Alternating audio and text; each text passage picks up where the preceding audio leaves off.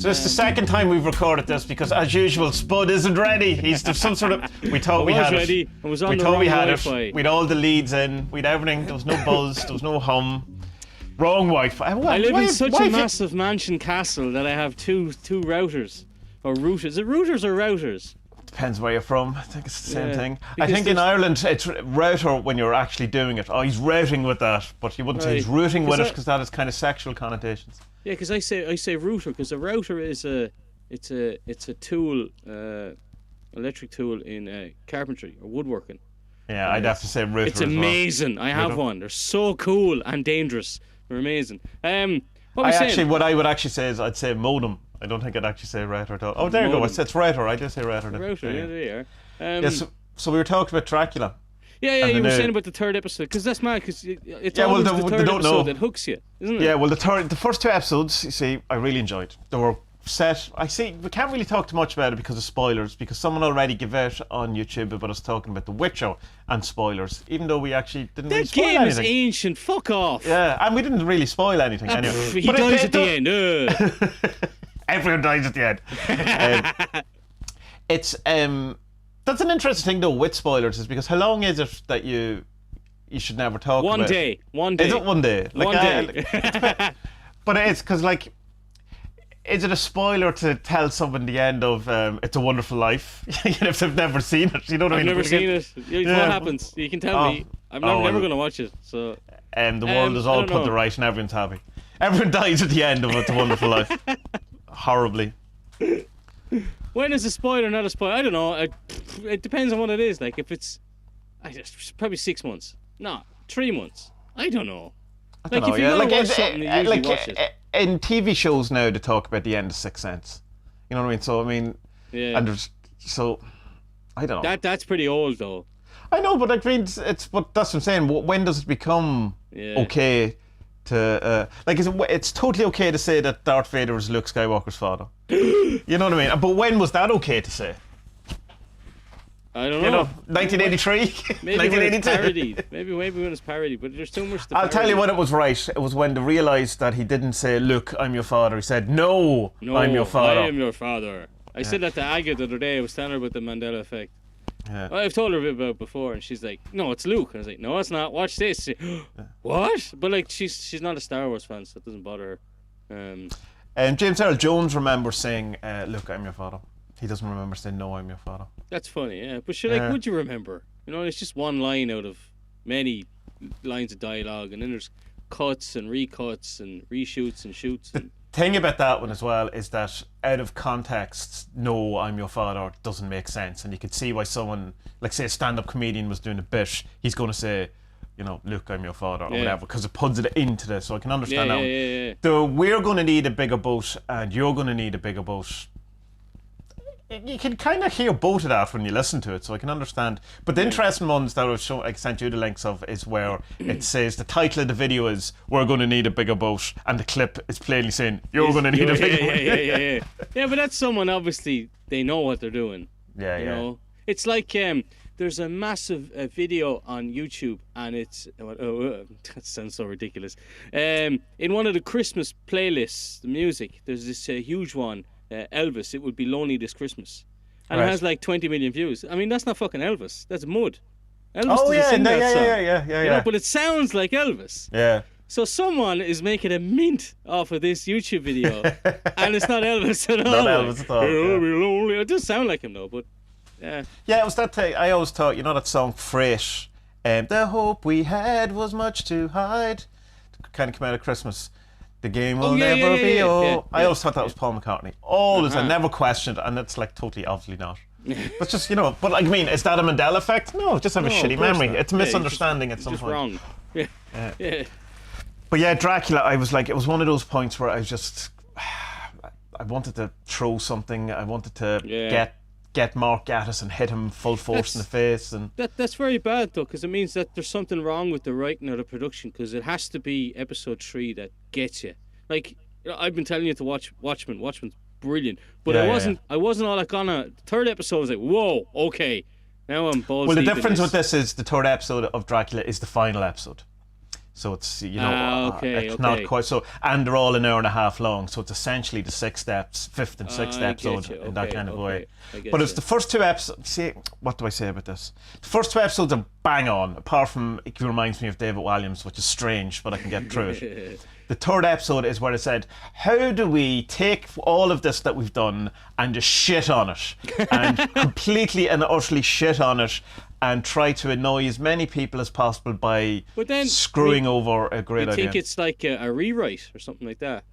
See, I'll tell you off air because there was one I think it was last year or the year before. It was really popular, a BBC one called The Bodyguard, I think, or The Security Guard. Yeah, we talked about that will have to be allowed to talk about that at this point. Yeah, that's not a spoiler now. And that is a terrible ending because it has a happy ending. It would have been far better if he just kind of walked down to the car and then when like him and all the daughters and everyone I didn't died. even watch the ending because of your reaction to watching the last episode. Because I'd watched it up to then and I'd enjoyed the opening scene is class on the train. I loved it. I thought that was really, really good. And then there was a couple other scenes where they're in the car and the sniper's shooting down with it. Brilliant. But the love story thing was don't give a shit. I mean, she's a fucking old one. And then the last episode was on and I go and you watched it and you were just like, oh, for fuck's sake. I went I'm not watching it. I'm not watching it. I hated it. Yeah. But just because it stank of a rewrite. It stank of something. It stank of someone going, the writers had this idea and then some other suit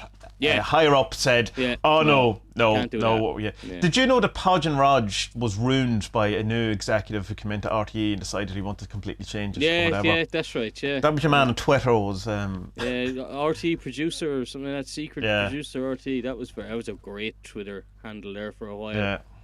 Probably been fired by now. The poor devil. Or works for Channel 4, one or the other. But so it's like a TV show. I'm watching, there's just one that I'm watching and it's called Servant and it's one of these Apple TV shows, the new ones. And it's your man M. Night Shyamalan Ding Dong. He is one of the executive producers and he directed the first episode, so it basically means he's lending his name to it. But it's very much in his kind of style. But man, it's so good. I'm on just finished episode 8 last night and I don't know what's going to happen or I don't know what has happened. And usually if you've done any sort of writing or you've looked into any kind of story structure or anything that you totally know what everything's going to be because it's a formula and there it is. You know, it's like it's the only way you can kind of be surprised if someone does something ridiculous and then you're taken out of it because it's just too ridiculous and it's unbelievable. But I've no idea how this ends. I've no idea and I'm just like, I'm really enjoying it. But the thing is, episode 8, if I get to episode 10 and it's terrible, it ruins the entire thing. You know, even the enjoyment up to it. It's like the whole thing. It was an interesting tweet I seen about Game of Thrones, which I watched the first season, didn't really like, so I don't care either way. But how quickly that has gone out of people's minds because the last season was so bad. Yeah, but you know what? I think that'll reverse as people forget about it. Like the way people kind of really love the Lord of the Rings trilogy now. Like the third film, it's not that good.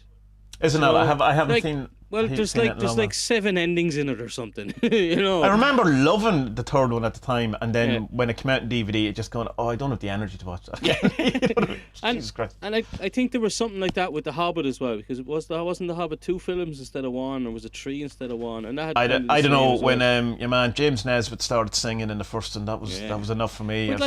But there's this thing about kind of. It's like I mean, I know you will know this. Like when Led Zeppelin were plying their trade and gigging and doing their first couple albums, it was album gig, and they were gigging the whole time during recording of the albums as well. But the critics hated them. The critics absolutely hated them. And then it was kind of with nostalgia that Led Zeppelin became who they are, or became who they became, because they don't do it anymore. And I think we'll see that with Game of Thrones as well. There's other stuff as well, like The Wire. Like there's a couple of, not a couple. There's plenty of episodes of The Wire that are dog shit. I didn't like I thought all episodes of The Wire was dog shit. I really like The Wire, and there's plenty of Breaking Bad ones as well. There. I didn't like Breaking Bad either. So. Jeez, you're off. You're fucking hard to please, aren't you? No, it's not. No, it's not that. It's the everyone in it's an arsehole. and I just go, I don't care. You know, it's like it's like I don't like gangster films. Like that's why I don't like a lot of say the Goodfellas or Casino. Or see, I like The Sopranos. Yeah. Or The Sopranos, because I go, all of these people are horrible people, and I know, but they're not. Oh, they are. They're fucking terrible. No, they're murderers and fucking. No, you say, oh yeah. Yeah, but just because you kill someone doesn't mean you're a bad person, Tom. Oh, it does. I mean? You know, I think that's one of the very first things that makes you a bad person. I mean, depends on what you're for. It's more. I can't get into the kind of idolization of that type of character that you need to identify with them and get. I just kind of go, I think you're an arsehole. Well, see, I mean, that was the whole trick with The Sopranos was, right, we'll make Tony as horrible as we can be, but we'll make him vulnerable because we'll send him to a psychologist, and so we'll see the inner workings of his head. Yeah. And that's why people get to like him, or maybe not even get to like him, but kind of sympathise with him or empathise with him. I suppose the kind of thing what they tried to do with House of Cards, and unfortunately reality really fucked with that kind of show. That's a series I hated. I gave that 20 minutes and went, no, not for me. But what they deliberately did in that is that they've made him as unlikable but unredeemable. Like there's that whole idea of, you know, the save the cat idea, so that you save the cat, the character saves the cat, and then people love him. In the very first introduction scene, Kevin Spacey kills a dog. So they've swapped it. Spoiler. Not one of the worst things Kevin Spacey seems to have done. I've seen everyone who has said anything about Kevin Spacey is dead now. Good. That's horrible. You think really it's good to people who have been allegedly abused by Kevin Spacey, or it's good that they're all dead? No, of course not. I'm just being facetious here. Yeah. I don't know. I think there's. I do like that trick in television though, of making someone who's not nice relatable or likable. But like they used to tell us that in like, I did a creative writing thing for a semester in college, and they were like, hurt your characters, like fucking hurt them, make them go through pain and hell, because people will identify with more. And it's not that the reader has gone through alcoholism or sexual abuse or whatever it is that you put them through, but it's just that they can, then they can be more sympathetic, especially to a person who's a douchebag, because then it's like, well, he's a douchebag because so it's the redeemable feature. It's like the Joseph Campbell stuff, the hero thing, where they have to get to a point where it looks like there's no way they can get out of this, and that's the growth of the characters to become greater than they ever kind of envisioned. Which is, I mean, Star Wars is the perfect example of the Joseph Campbell myth story. Like, it's on the money. Oh yeah, sure. It's like the book was published and then he wrote the script like a couple of months later. Like, strangely. Well, him and Spielberg studied together, didn't they? And wasn't it? And then Oliver Stone was in that class as well. Yeah, that's right. Yeah. Wasn't that mad? Like, and then like I think around to the losers I went to college with and went, no. I wonder, is it just one of those kind of flukes of nature in the sense that three people were at the same kind of thing, or was it one of them got their leg in and liked the other two and so helped along, and it just like, was there a number 4 guy who was equally as talented but they didn't like, so he didn't get a job, like Jim McFuckwit, who's good, no, we don't like him, we're not bringing him in. Fuck him, man. He fucking looked at my lady. I don't know. Yeah, maybe it's possible, totally possible. Well, of course it is. What am I talking about? I saw it. I was tempted to have a little bit of divilment last night. There was some journalist on Twitter was giving out about how little Irish journalists earned or something. He's like, oh well, most Irish journalists earn less than 40,000 a year. I get out my calculator and I'm like, well, 40,000 a year is €3,300 per month. That's I'd take that to be a journalist. That ain't bad at all. Yeah. And he's giving out, and I was like, yeah, well, the reason that, like, I had something in my head I was going to say to him. Was like, yeah, but like, no one could get a job in journalism in Ireland unless you're willing to suck someone's dick, or you fucking know someone who sucks someone's dick in the media that can get you in. Like, it's a closed shop. Yeah. So, rant over. Did you say it to him? No, I didn't. No, see, that's my thing on Twitter, is that I annoy myself and I need to get off it, because I see people and I'm just like, why am I following? Mute, turn off retweets, mute, turn off retweets, mute. And it's just, and then even like, I know you've done this as well, like you write out a tweet and you go to send it and you're like, No. Why? I don't need to see that. It's just Yeah. negative energy that I'm. It's not even that. It's I don't want to be dealing with this all day. You know, I don't want to like keep what they're going to respond, and then you have to respond, yeah, and you're just go. talking to Then it's a people, whole man. day. Like, I don't know who you are. Stop talking to me.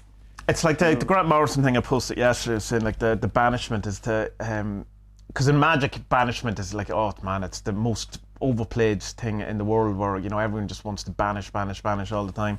But in his kind of approach, kind of like, it's just, you know, get rid of distractions, get rid of the things you don't want. Yeah. You know what I mean? Like to the, you know, invoke the thing you want to the exclusion of all else, rather than this kind of I don't know. It's like kind of trying to do something, but in the back of your mind, you know, your dad's voice is there going, "Oh, you're useless. Get out of my head, Dad. I don't need that."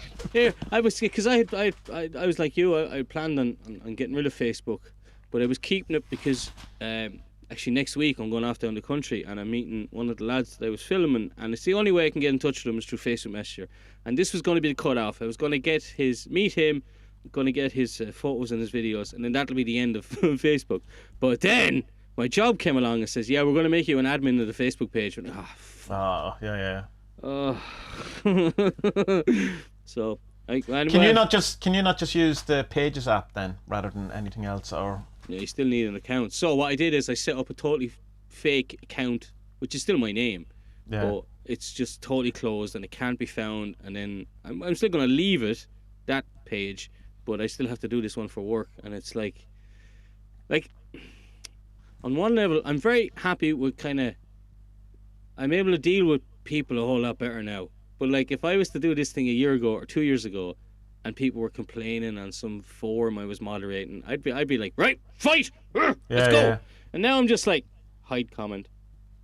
The thing that got me smiley face that changed comment. me was when I did the admin of CMG, which is the Chaos Magic Group, and it's a nightmare. And it's that, but it was great in the sense of that you know, no one can say anything on the internet that can hurt me, because it's way worse has already been said to me. But also just having that distance and being rather than going, I'm not, you know, I don't have to respond to this. We kind of have this kind of feeling in social media that you kind of have to respond, or to take away your, I don't know, your social media membership card or something. But that what I've noticed since coming out of Facebook or whatever is that I don't get caught up in things as much. Even though I wasn't replying, you're still kind of, it's there on your feed. There's someone giving out about it. You know, there's someone giving out about, because all Facebook is and all Twitter is people giving out about something. Like, that's essentially it, or selling you something. And you know, I'm just there for the selling now. Come buy my stuff. I won't give out about anything. It's strange as well. Like, I can't really fathom it out. Like, what's so, like, over on Reddit, I'm on just tons of subreddits, but one I'm on is the sleep apnea one, because I have sleep apnea. And the people on that thread are the nicest people in the whole wide world. They're so fucking lovely. It's unbelievable. Like, they're so, like, you go to them with a question and you're just like, look, what do I do with this? Something is wrong there. And like, comments and comments. Just answer you. Just lovely people with nice answers, wishing you the best, because we all know how crappy it is to have this fucking sleep condition. So they're lovely. However, I had a football betting question today, and I went over to the soccer betting subreddit and asked for a little bit of advice, because I found something that I think I might be able to tweak with, and you know, I got a system, man. I'm going to sell you a system, man. And so I was just asking people, and like the first 5 comments are like, give up gambling, you idiot. Oh, Jesus Christ. It's like, I just want some advice, like, just what? Like, you don't have to like, come on. Like, I think, well, it's from knowing you and you putting me onto like the transurfing stuff, and just kind of I can't be wasting my time on negative stuff anymore. You know. Although I mean, definitely you, and then also, but like, you know, years ago, going through a bit of therapy, and that made me change like my kind of sphere of friends and stuff like that. But that's not quite the same as what I'm saying here. You know, that's not. Well, no, it is. It's kind of it's that thing we were talking about. It's the banishing of the influences you don't want. Like, it's the same. I remember you saying to me that if you are hanging around, or if you friends, whatever, and you dread seeing them, you have to fuck rid of them. Yeah, because, they're not friends. Yeah, you know, like if you go, oh, Jim is coming over tonight. Oh, God's sake. Then don't be friends with Jim. Yeah, exactly. Yeah. Don't. there's millions of people. Like there's millions. Actually, there's billions of people. And billions, there's loads of potential friends out there. You don't have to be friends with people just because you've been friends with them for ages before. They might be dickheads, or maybe you've become a dickhead and you should have dickhead friends only.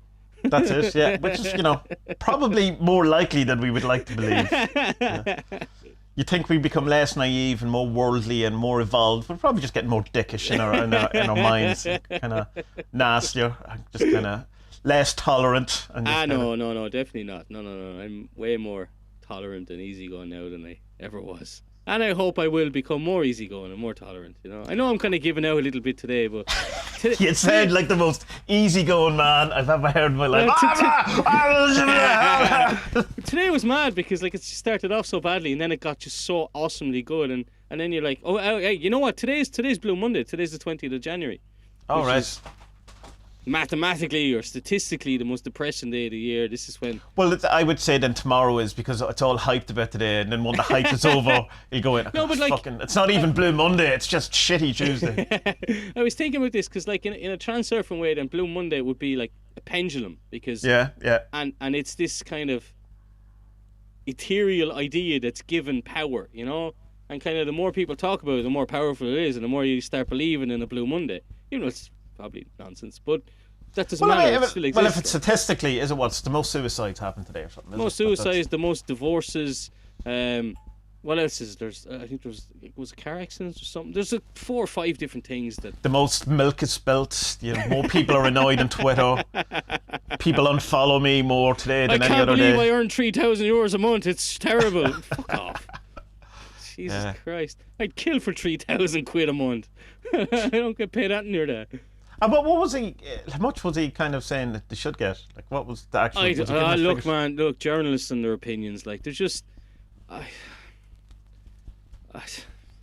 Sure, doesn't Taoiseach only get something like 55 grand or something like that? Yeah, but all his expenses and all, so it adds up, doesn't it? No, but to $1 million. And the journalists annoy me because it's like, not all of them, but the vast majority of them are not qualified to be talking about what they're talking about.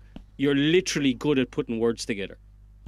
That's what you're good at. If you're a journalist, you can put words together and make people read them and get interested in something you're writing about. That's all you do. You can't advise me on what I should eat. You're not a doctor. What the fuck are you talking about? You tell me to buy a house in South Dalkey. No, you're not a property developer. You don't know anything about the place. You've just been told that you have to have 500 words about this before lunch. Get out of here. You're not important. But I want 80 grand. No, but it's this thing about, journalists become very self-important, I think most people in a position of seeming authority can get that. Yes, your primary school teachers are a leading example of this. Oh my God. Are you going to rail against primary school teachers now? Is that some sort of... No. No, because you thought you were being sarcastic. No, but why primary school? No, joke aside, why primary school teachers rather than secondary school teachers? Why? What's the? I think it's because they're given kind of an what's the word? Everything goes unchallenged with primary school teachers. They just say something and the kids go, yeah, okay, yeah, I'll do that. And so they're not used to anyone standing. This is why all of the Iona and Youth Defence and all these weird Catholic groups in Ireland, they're mostly made up of primary school teachers, not secondary teachers and not third level teachers. Yeah. And I think it's because they're used to people obeying what they tell them. Right. So they think they're infallible. So they think exactly. They think they're infallible. They think they have authority, and it's like, no. Look, you're a primary school teacher. You're not a theologist. You're not a religion teacher. You're not a priest. You can't tell. Keep your rosaries off me ovaries. I remember when we were in primary school, the nurse came in and was doing sex education with us and started going on about, obviously in a covert way, talking about masturbation, but didn't come out with it. It was sort of going, basically saying it was evil and morally wrong and this kind of thing, but saying you wouldn't rub your ear over and over again. I was kind of sitting there, well, I do. It's quite enjoyable to have an eargasm, yeah.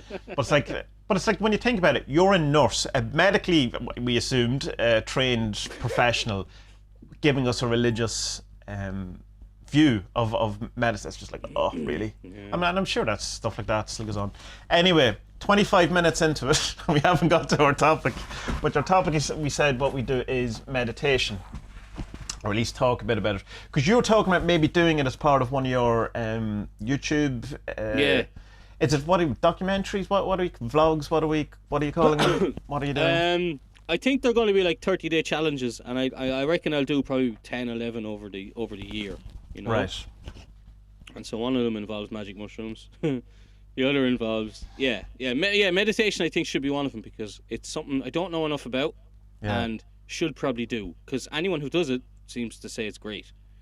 But yeah, I kind of have a love-hate relationship with meditation. It's one of the things I used to always say about it. The only thing I get out of meditation is a sore back, but that's just me being very cynical about it. I think one of the main things that kind of people that put off people when they start meditation is that they think that what meditation is that you sit there with an empty, serene mind. And you get the first thing people usually say when they hear about meditation, I can't slow my mind down, I can't stop it. It's kind of, that's the point. That's the point of meditation. Yeah. Like, it's not that you're to sit there and have a serene experience. I mean, it takes years and years and years and years and years and years for people to ever get to any that kind of thing. Or some people get it immediately, as there's always these fucking weirdos.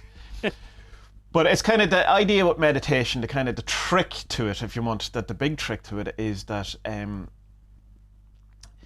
depending on what type of meditation, we'll just say normal concentration, mindfulness meditation, which is, that's the one that most people will be kind of aware of now because Google loves it, and, it's become quite corporate and stuff like that. And you have things like Headspace, which kind of popularized it and all this. And the concentration exercise is basically just you have a focus on something.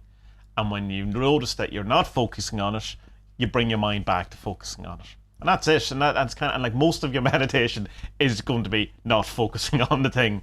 And it's the movement of bringing your mind back to the focus is what meditation is, rather than this kind of idea of having a clear yogi kind of lotus posture, elevated into the kind of the. But so like. Let's say you have some, I don't know, you have a relationship problem, yeah? Like, is that something you can meditate on? You could, but that's kind of the different kind of idea of meditate, in that that's more like ruminate on it. That we kind of use the word I have to meditate now, but it's not. That's not really in the practice of like meditation. Kind of really is in the kind of where we kind of mostly get it from is like a Buddhist type thing, where that kind of thing that you could sit there, but like what you're really doing is you're sitting and thinking about it. You're thinking about your relationship or whatever. The idea of meditation is to, in a sense, to stop thinking, or to aim to stop thinking, but not thinking, to stop wandering, to stop your mind kind of doing its own thing, just kind of going off into different tangents and all of that kind of stuff. If you could get to a point of that you were thinking solely about the relationship or the beloved or the person you were talking about, that probably still would count as a concentration meditation type thing. But other than that, it's probably just more rumination or I suppose in a sense active imagination, or kind of thinking about something. But how does that line up then with what you said earlier? Because it's like you focus on one thing rather than other things. But what if that one thing is a relationship problem? Because how can you focus on one exact one aspect of a relationship problem that you would return to? What would it be? What would be the actual focus that is a single pointed thing in it? Okay, so it's a single point within an issue. Well, I suppose a good way of doing it is think of it, the most common thing is to count your breaths. So you count that. So it's not that you're thinking about breathing. It's not that you're going in and around your lungs or any of those types of things. You're just in breath 1, out breath 2 for the count of 10, and then when you finish, you start at the beginning. Whereas if you were concentrating on your wife, you'd be thinking, oh, well, the different things, there's money involved. Oh, when she said this, and you're kind of going all over the place. It's not a kind of a single point kind of thing. But you could certainly, there is a meta meditation, which is not a concentration. It's a different type of thing. It's a loving kindness meditation. And that would be probably a bit something that you could do, that if you wanted to improve your relationship with your wife. And the idea behind that is that you start, you send love, or happiness, or you see the person smiling, or and you start off. Well, you can start. There's two ways to do it. You can start off kind of with yourself. Send love to yourself. Then you send it to someone who you're attached to. So that'd be a wife or a child. Then someone you're not attached to, in that you don't have an emotional kind of bond to. So that it'd be, someone who works in a shop, or someone who you work with. Just someone who you're aware of. And then you do it to the kind of humanity at large. And then you do it to the universe at large. Or you can start the other way. Start with the universe and work down to yourself, depending on what way you are, because self-love can sometimes be the hardest for people, but for other people it can be the easiest way to start into it. So you're kind of sending love to your wife and stuff, and that will have an attraction, or not attraction, a kind of a knock-on effect in your relationship with that kind of thing. But it's still kind of, you're not doing this kind of rumination, you're not thinking, it's more, it's kind of a more focus. But that the meta one would be a more kind of emotional type of, you're trying to generate a kind of a love, which I mean, of course, is not an intellectual thing, although we can describe it intellectually. No, I get you. Okay. And there's a host of different meditation kind of techniques. The different ones you see, particularly New Age kind of stuff. You have this kind of path working stuff, which is, you listen to it like a guided meditation, or, you start in a garden, or you open a door and you go through all of these things, and, you get in a boat and you go to a crystal cave, or whatever it is. And all of these things are meant to represent different aspects of your mind. But I don't know. I think everyone's symbols are going to be different. So what you think a crystal cave is and what I think a crystal cave is probably going to be very different. But mine has meth. Yeah. Sorry. So you go to this crystal cave with a huge pipe. I don't even know what meth looks like in real life, to be honest. So it just comes to my mind. It's word association. But probably when was the last time? I've tried to do it loads of times, but it's just, and the guided one. Yeah, your mind is wandering, and you try and come back to it. And yeah, you just kind of think on your breathing, but it's like, I don't know why I don't do it more. I'll tell you why you don't do it more, because it's really hard. It's not, people expect it like, I'm going to be very relaxed, whatever. When I started doing it, it was Zazen, which is a Zen form of meditation. It involves an exact posture, and it's an eyes open meditation, and you stare at a very specific like a dot on the wall or whatever, and you're not counting breaths, you're not counting anything. What you're doing is you're just allowing whatever is arising to arise, but you don't interact with it, you don't grasp onto the idea, you don't engage with it. And if you find yourself going too far, you bring yourself back to the dot on the wall or whatever it is. And it drove me insane. It used to put me in bad, I would get angry and in bad form with the pro. I hated it, and I found it very, very hard to do. And you go, all you're doing, and it was like I got it up as far as I think I could do 12 minutes of it before I would just lose the will to live. So at some, because that's the thing, that people still have this association with meditating, with this being serene, kind of relaxing type thing, and it's very hard not to think and to meander and to bring yourself back, because it's so enjoyable to indulge in these type things, even anger or nasty emotions or negative emotions that we do. If you catch yourself, particularly if you start doing some meditation, you'll catch yourself doing this kind of indulging in how good it feels to be angry or to be pissed off with someone, and you kind of go, oh yeah, and you catch yourself doing it, and you go, yeah, but I still want to do it. I still want to do this negative thing, I still want to give out to that person who told me off this morning because I have a good answer for them now or whatever. But yeah, it's, is there a way that this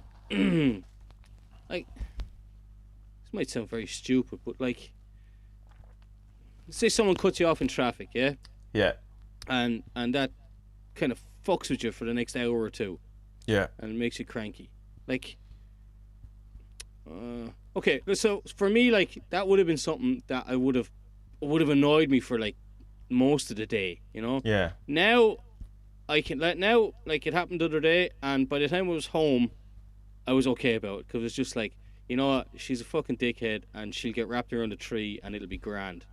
and then it's gone. It'll be grand because they're dead. Yeah, well, yeah, exactly. Yeah. And she'll have deserved it, because she's a shit driver and she's dangerous. That's the way I do it. But like, I know that's a wrong way to think. Yeah. You know, I mean, like, should we just totally dismiss that thought and just let her be gone from your mind? Because how? Okay, well, I suppose to do with driving, how can that not affect you? Because like, I don't know about you, but I want to be as safe as I can be on the road. Now, it doesn't mean I'm going to drive at 50 kilometers an hour everywhere. I mean, I do tend to drive about 10 kilometers over speed limit pretty much wherever I am. Right. You know, because here's a little secret: the police radars aren't good enough. Okay, between me and you. So you're allowed 10 kilometers over pretty much everywhere. But like, if someone like is terrible driver and they cut you off or they nearly cause an accident, like, by me reacting, then I'm either showing myself or I'm showing whatever that, like, right, I'm a decent driver, I can react, I'm okay. And I get annoyed because I have a standard that everyone should be at, but like, you know, adhere to the rules of the road, because like, I mean, if we all adhere to them, then we'll all be safer and we'll all live, you know what I mean? Yeah. So with stuff like that, like what are we supposed to do with those thoughts from a meditative point of view? From a meditation point of view, it would be to witness them first of all, and to not let them spiral into something they're not. It's not to not have the reaction. Like, you're still allowed to get angry. Yeah. Like, this is my opinion. Other opinions are available, but absolutely have the reaction. It's not about subduing your natural reaction. It's not about not having emotions. It's not about repression. It's about not letting that affect your conversation that you have with your wife 5 minutes later. Okay. It's not, bringing that with you. It's not letting that spiral into an argument that you then have for 20 minutes with that driver in your head, which is so easy to do. Yeah. It's not allowing it to fantasize into the things of like seeing her dying or seeing. It's about have your reaction, understand what it is, move on. Yeah. And I mean, I'm not saying that's easy, and I certainly can't do that half the time. Like, but what you find from meditation is that it's almost the 20 minutes or whatever you do a day is training you in a sense for the moment when that happens. And it isn't that it's not that it's easier to not let the mind go. You see that your mind is doing that. Yeah. So it's like so then you have to make a choice to either continue to indulge in that or not. And then it's like that thing we were talking about on the social media. It's I can reply to this dickhead on Twitter, or I don't. Yeah. And if I reply, there's my spiral, there's my indulgence, there is that whole day ruined, or I cannot. Now, it doesn't mean like there's stuff like, I presume Stoicism comes from this kind of. Recently I was reading a book about Stoicism. The guy who came up with it was like the least Stoic guy. He was like a total asshole. Like, it was an interesting thing. But yeah, Stoicism is just kind of being kind of. It's not the idea of that you just kind of. You don't get ruffled by anything. And I think like I unless you're a naturally someone like that, I think you're only going to cause yourself a bit more pain by not having the reaction, because it's a suppression. It's not like if it's a natural thing for you to be carefree and think good for you. But if you're not, I think denying that is going to cause you more hardship, because it's like it's kind of getting repression in some way, or it's not allowing the release of that, so it's going to come out in a different way. So you go, no, I'm not going to get angry with this woman who's just cut me off. I'm going to get angry at my kid in an hour when he's screaming. It's that kind of. I don't know an awful lot about the Stoics, to be quite honest. It's kind of it's more just in that, that this kind of passing type thing. All I know from it is this kind of thing that like when nothing upsets you or nothing annoys you, and it's just everything is met almost with a blank emotion. But like that's impossible to do unless it's like something happens like that is interesting. I am observing it, and now it's the spark. It's the Vulcan thing, is it? Like, I mean, and the whole point of that is that it doesn't work because the only way, how often did Spock show his human side? Because it was, in a sense, the most logical thing to do at the time. And his crowning glory is when he was like the most human live long and prosper, you know, and has this whole kind of human moment, and so it's the thing we cherish, and you know, above all else, is this humanness, and to think we're kind of like, I suppose, in the exact stoic kind of non-Vulcan response. I don't think it's. If someone is like that, I think it's an act. I think it's a facade. Yeah. I don't think they're really like that. I reckon many people get into meditation and they think that they're going to undergo some kind of personality change or something like that. You know? But I mean, you can, of course, like you can have a personality change by getting a new job. You can have a personality change by giving up caffeine. You can have, you know, any of these, like, it's not. But you can not, you know what I mean? It's not a kind of guaranteed. Yeah. It's like, I mean, I've told you before that like the thing I hate most about myself is that, like, I'm quite I can be quick to anger, you know? Yeah. But I mean, a lot of people are like that, depending on how much shit you've taken that day and bounced off you, and then suddenly the silly bitch in the fucking Opel Corsa tries to kill you, your wife, and 2 children. you know? Yeah. But like, so like, oh yeah, look, everything that life has thrown at me today, I've bounced off, reflected. It's been wonderful. The kid's been a pain in the arse, but it's fine. I love him. It's fine. It's great. No problem. And then, you know, 10 other things happen that on a different day could get you down, but today, no, life's great, man. Life's great. Everything's I can deal with. And then and so what is the way to be? Is that, like, because each thing didn't affect you, but maybe it did subconsciously. But maybe it did subconsciously, and then it comes out. And how do you know? And why? Like, that's I don't know the answer to that question, and it is a question I've definitely posed. Is why does this thing destroy me on Tuesday? What is it about this one? And I don't give a shit on Thursday. Exactly the same thing. I suppose it has to be context. It has to be your physiology on the day. It has to be, maybe there's 3 triggers you need for to be annoyed about anything, and that's trigger number 1 on Thursday, but it was trigger number 3. I don't know. But it seems very odd that something, or do you ever have a kind of a period where you go through like a week of thinking about, I don't know, a friend from a year ago, or 10 years ago, 20 years ago, or whatever it is, or a job, and you know, and then the following week you go, I was thinking about that all like, it's not even relevant to anything, you know. You just kind of get into a kind of a thought loop about something, or like an obsession about school, or, you know, or it's kind of, I suppose, a more advanced version of that, you know, when you have a kind of an interaction with someone shitty in a shop or whatever, and then you play that argument thing, but it's just kind of, you do it over something that's a bit more. But again, it's that thing of Tuesday night at 3:30 in the morning when your brain goes, remember this thing you did 22 years ago? Remember that stupid thing you did? Just think about that for a while. Yeah. I was an awful person with that, but I don't do that anymore, because when that happens now, I put on a third voice and I say, Spud, shut the fuck up and go sleep. Right. And does it work? You know what I mean? Yeah, it does, yeah. But I've learned, but it's only because I went to therapy a couple of years ago that I learned to do that. Because I was an awful fella for worrying about the past and worrying about the future, and, you know, she was, and the thing's, like, it's such a cliche, but, like, you can't change the past, and you can't change the past, so there's no point fucking worrying about it. Because reality transurfing would suggest that maybe you can change the past, however. Well, that'd be that'd be nice. I changed school. I changed those miserable 5 years. But I don't think I changed much else, to be honest. But anyway, that's neither here nor there. The other way of kind of approaching the meditation thing is, and it's kind of, this is definitely coming from a more Buddhist point of view than corporate Western meditation that we have, is the whole idea that your thoughts aren't you. Yeah. You know, we've talked about this before, and that it's like, it's that if you're in the kind of thing of finding yourself giving to anger or whatever it is, that think of it in the same way that you would not associate it. You don't think what you hear is you. You don't think what you taste is you. You don't think what you feel in the sensory kinetic type thing. Feel, not in the emotional. It looks like you're touching boobs. Yeah, they're so feeling that way, not in a kind of an emotional way, because we definitely do feel that, you know, our emotions are us.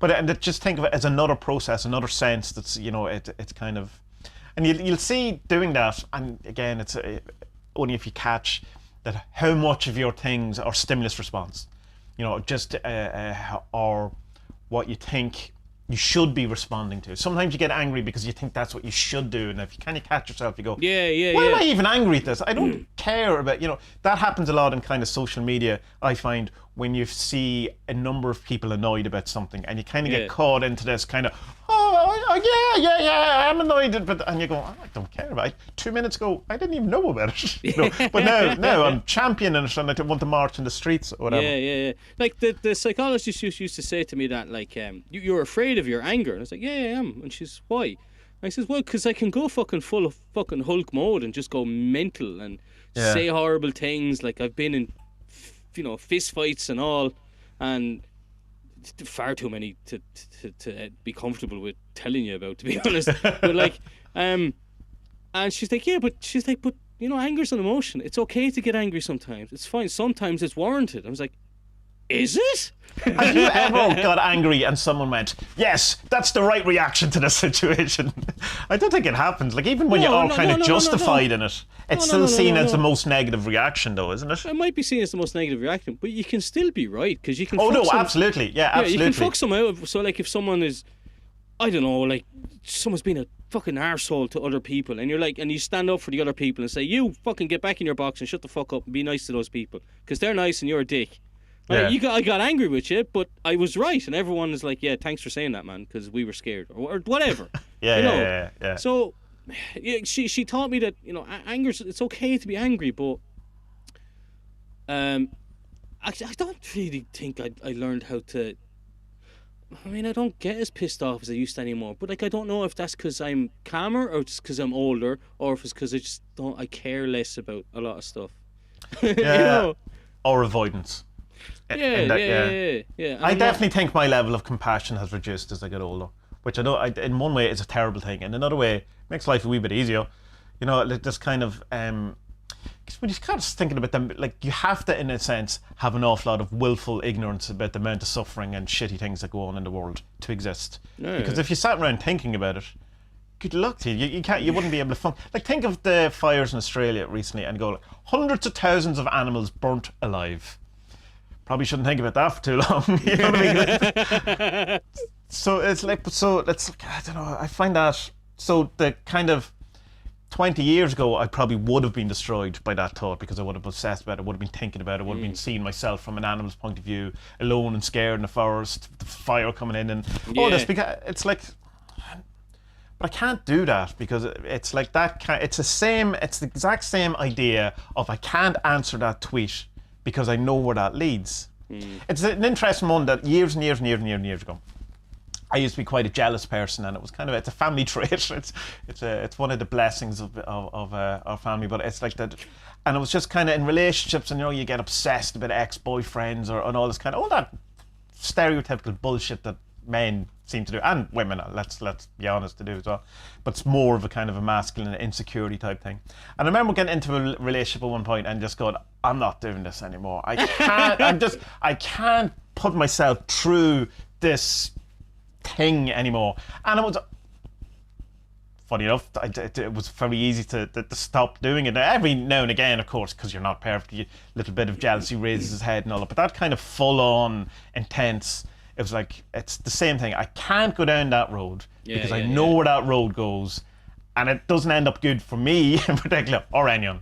But it's like, if you could then, I don't know why it worked in that way, and why I can't do it with other things, because I certainly tried to apply it to other things. My next question was going to be like, how do you, if you can do it, but this is like, we said this before as well, like, everything is just thoughts, really, and if you can control them, then you're on the right path. And most of the time, you can control your thoughts. You can say, God, I'd love some ice cream. No, I put on 10 kilos over Christmas. I won't have an ice cream. That's a fine thought. That's easy. Yeah.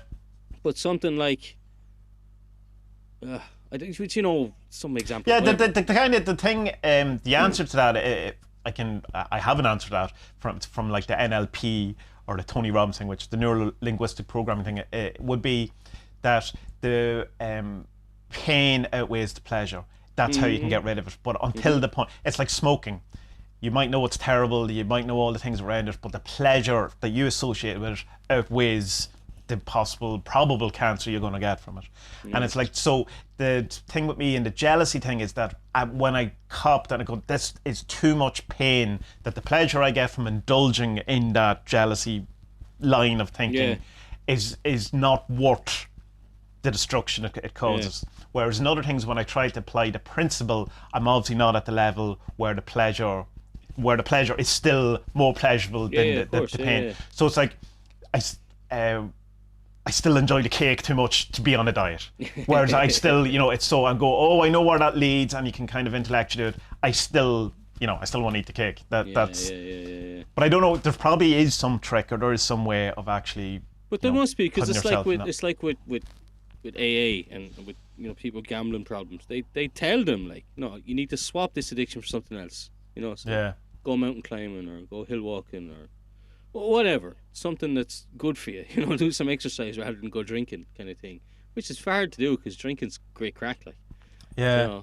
Same with heroin. It's like people give out about it's fucking off with all the fucking heroin addicts. Heroin's amazing. That's why people are addicted to it. Well, I remember once Richard and Judy, who's like a daytime TV catastrophe for a British TV. But I remember they had someone on one time and they were talking about drugs.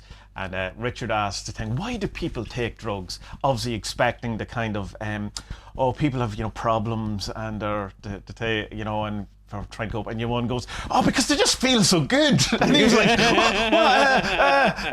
and then you start describing how ecstasy made you feel brilliant. And he's going like, I don't know, that's not the party line. Don't be saying that. Don't be saying drugs are good. But it was shocking and almost like me when she said it as well, like it was kind of going, you can't say that. You're meant to do drugs are bad, But that's it. Like as you say, heroin's awesome the first couple of times, I assume, and then and then you're fucked. Yeah. But I mean, like drinking's great too until the next day, or any of these things. Or cake is lovely until you the shame and the disgust. The next time you have to make a new belt hole, or you have to buy an extra. Or a new pair of jeans because you just don't fit into them, or whatever it is, like.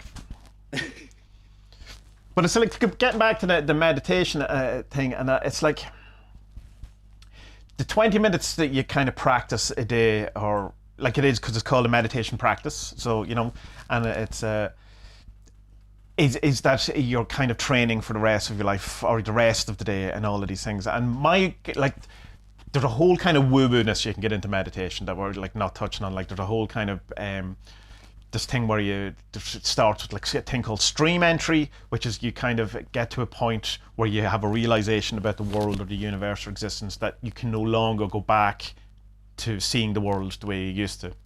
And that's kind of stage one. I like the sound of that. Yeah, which leads to ultimately to awakening and a number of other awakenings, depending on which model you want to go with. But I've been meditating a long time, and I certainly am nowhere near stream entry. I'm close to so back, still, probably counting to 7 before. Like the last couple of times I've smoked weed, I've had that. Like I've had just been sitting there. That was a good while ago actually, but like I remember this thought came into me from fucking nowhere, from the ether. And it was about something I hadn't thought about in a long time, about someone who's dead for been a long, long, long time. And this thing just popped in my head and I went, that's why. Oh, like the resolution of the thing. And she was forgiven. Right. And it was okay. But that's a kind of what possibly happened there is the whole left brain, right brain thing. When you've got a particular problem and you have to distract your left brain, which is your analytic thing, from it, so that your right brain can sort of, it's like if you're trying to think of an actor's name, come up with something so that your other, not thinking, which is why as soon as you put it out of your head, you'll remember what it is. It's that kind of same. So it's probably something in that principle. Although I'm sure the state you were in, you might have been more responsive to something. I certainly have had kind of where I'm drunk. And I would have a realization and that type of thing. So there probably is some sort of mood-altering kind of thing to allow yourself. But I don't know. Or like sometimes you have that randomly on a bus on Tuesday at 2:00. Go, oh yeah, Jesus Christ! I never even thought about that. Like, Michael, he did that. How dare he? Or you have a realization. I'm an idiot. Oh, yeah, God. Yeah.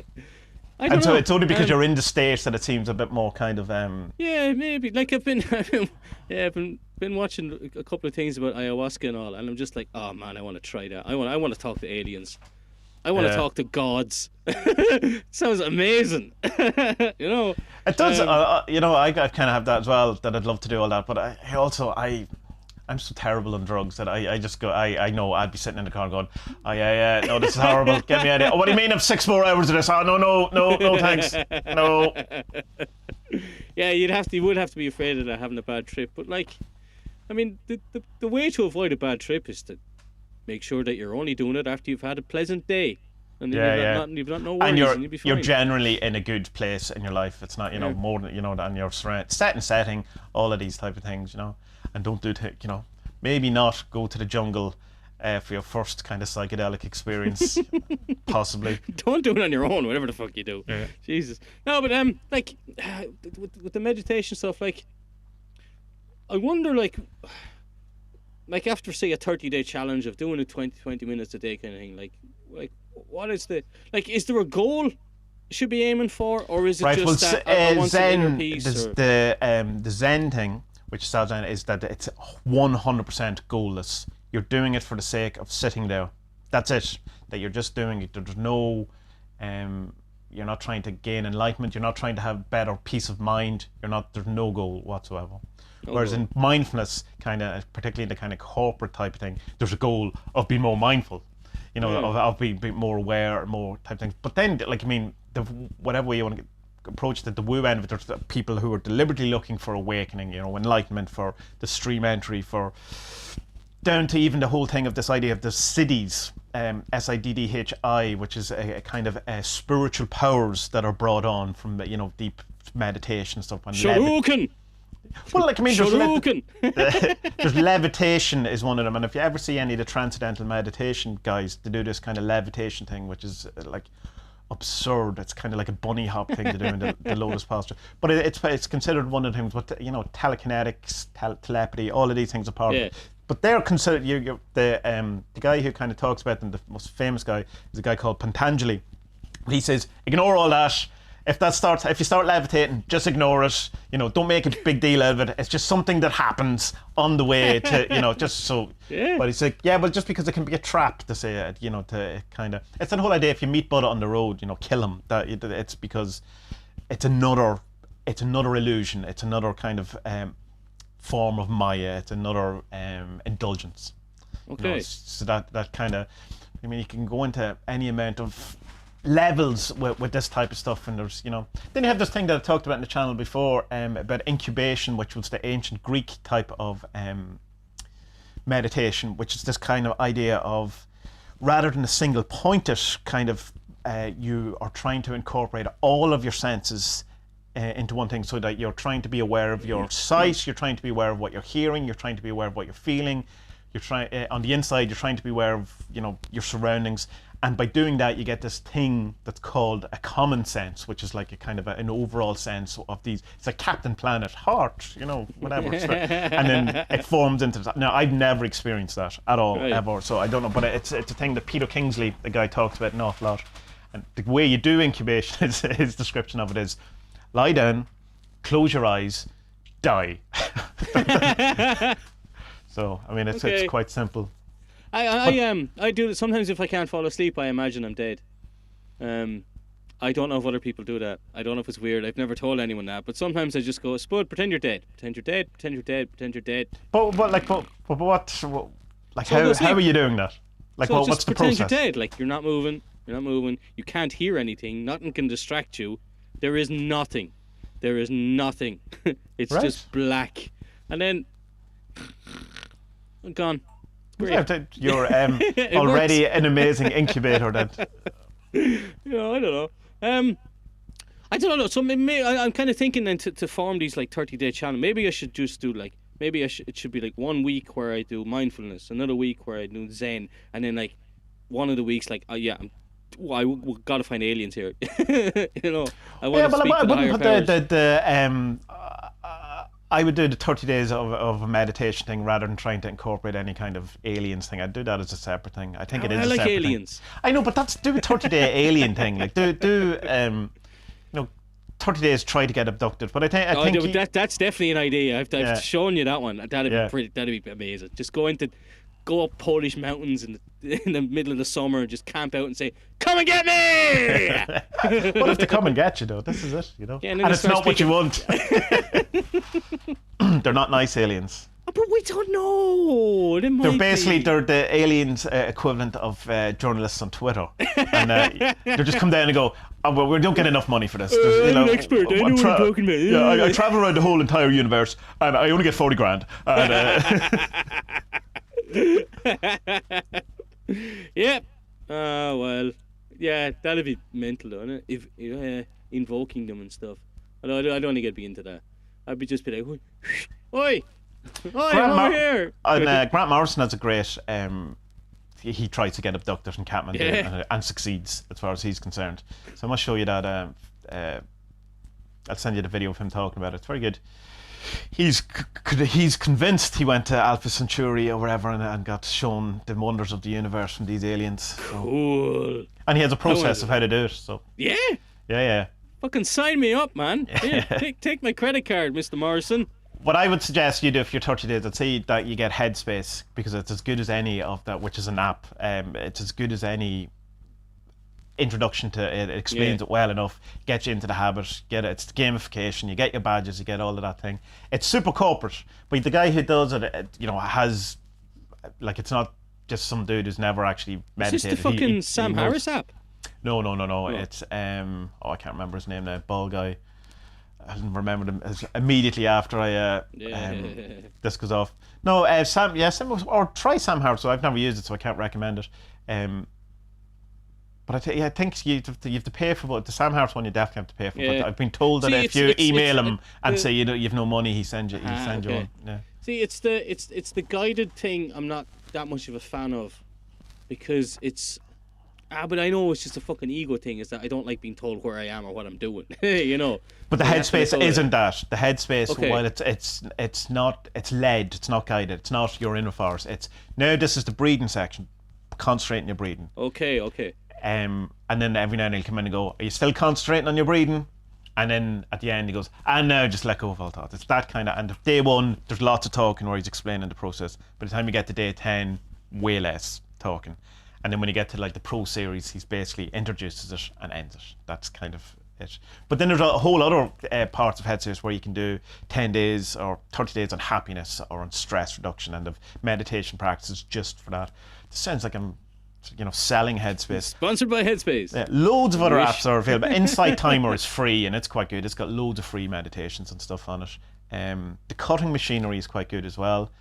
There's a load of different, or just sit down, shut up, look at a dot in the wall for 20 minutes and go insane. But definitely if you're coming to it thinking that you're instantly going to be awakened or serene, or that you're going to have no thoughts, when you realise that your thoughts, that you've wandered, coming back to your focus or whatever, you do it in a gentle way. You never berate yourself for it. You don't go, I can't do it. It's just, there it is, because that is what meditation is. It's not having the clear mind. It's not having the serenity or thing. They kind of come with it if you're lucky. But it's the knowing that you've moved off, that your mind is doing a thing, and then coming back to it, and not kind of lingering on the thought or interacting. Just let it go. Don't be annoyed with yourself. Don't be kind of, I don't know, whatever. Don't talk. Don't add to the negative chatter in your head by criticizing yourself. Yeah. Get rid of the negative, judgmental bullshit that you having.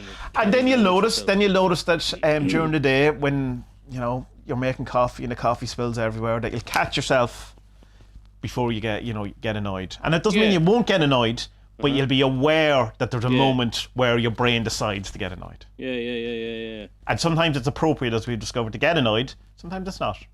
And but at least you're doing it. You're aware that that's not just a stimulus response. It's not just a loop. It's not a recording. You're aware you're doing it. For sure. No, but I think even from like the little bit I know about the transurfing and so on and so forth, other things as well as that, I've definitely learned to let go of stuff a lot quicker. Like, don't really argue with myself and herself. We don't argue that much anyway. But like, even when there's like little small things, why'd you do that? Why'd you do that? It's just little niggly things. Like lately, both of us kind of came to this weird unconscious decision that we both made, that we just stopped doing it, and just like if it started, we just go, it doesn't matter. Like, sorry, you know, we're alive, we're grand, we live in a deadly place, we have cool children, we're okay. Life's cool. Yeah. You know what I mean? So I don't have to win this one about cupcakes. Yeah, exactly. There's no point in winning that, because, you know, everyone's great. So, and also, when you're in that mindset of winning, no one's winning. Everyone's losing. It's like, well, what's that old thing? Do you want to be happy or do you want to be right? And most people want to be right. Well, yeah, that's true, isn't it? Most people do. Yeah. No, not anymore. I don't care anymore. See, I think this is kind of one of my problems as well, though, is that I don't care about, like, 99.999% of people. I don't care about your opinion. Do you know? It's only people I like or respect. Or your opinion is helpful to me. Gets me where I want to be. Well, yeah. Because you disagree with someone, but it can lodge something in your brain. That's the thing. Yeah. You know? Well, it's not. Let me see. It's not that I don't care about your opinion. I'm not going to be affected by it negatively if I disagree with you. But I suppose the other way is that you should also probably not be enamored with people's opinions too. Like, it's easy to kind of look at, you know, the nasty people on Twitter, but it's also how, you know, you should do that. There's a positive aspect of that you probably shouldn't buy into as well. You know, it's like just be aware of both kind of things. That's like, it for me. It's the second one. It's that, like, you have your opinion, I have my opinion. My one matters to me more than your one matters to me, and that's it. It's grand.